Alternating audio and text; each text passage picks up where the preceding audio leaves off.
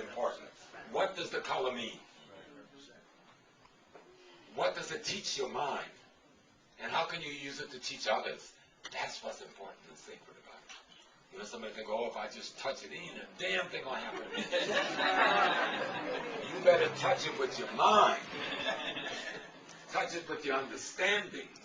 Allow yourself to be taught by those who know so you can comprehend.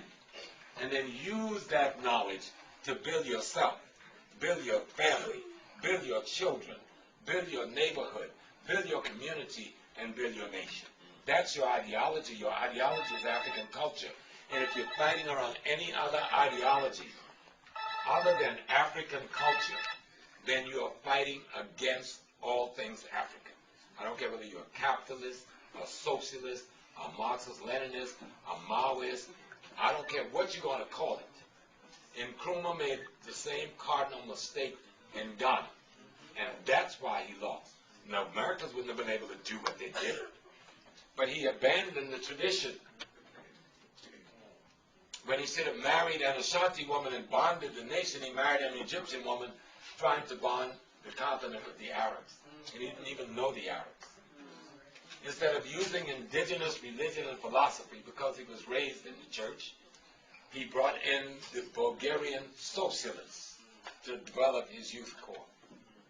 And there was a spiritual rejection on the part of the indigenous African community against him. We put so much emphasis on the fact that the CIA overthrew them.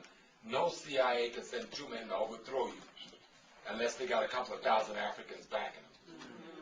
Nobody deal with the role of the main general in the country, the chief of police, the Ashanti Nation, and others who was fighting him for other reasons. They didn't even care about no overthrow. They were trying to sustain and maintain something they thought he was fighting against. That he was a great leader, was an extraordinary leader way beyond his time. But his very core, the spiritual core of his movement, was faulty. So was Malcolm. So was Dr. King.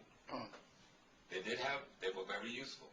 The tenacity and the courage that they displayed was extraordinary enough to stop a nation and transform it.